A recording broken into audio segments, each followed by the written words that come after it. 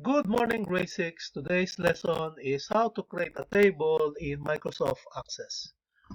In review, last time you have learned how to open by going to Start and all programs, as you can see, going to Microsoft Office folder and click Microsoft Access, whatever version.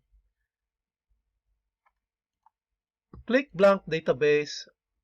On the file name, you type students database.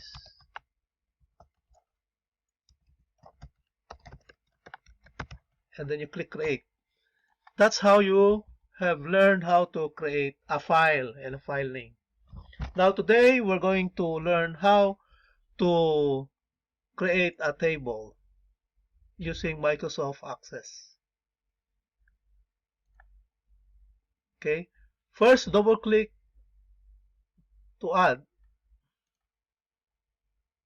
Double click to add. Double click. Okay, and click short text. See, click short text and type the column, for example, the name. All right, double click and short text and type their name. Double click here again and rather click OK. Double click or click short text and type address. Press enter. Short text, birthday. Press enter. Short text, telephone or cell phone number.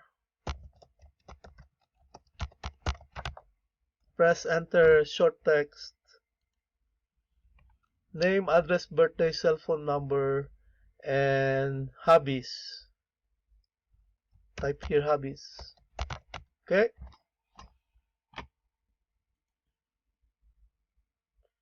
Then you click X and click yes. Once you click X, all this category title of a table will be saved. And type here, you can type students database again for the title of this table and click OK. That's it. How to create a table in Microsoft Access.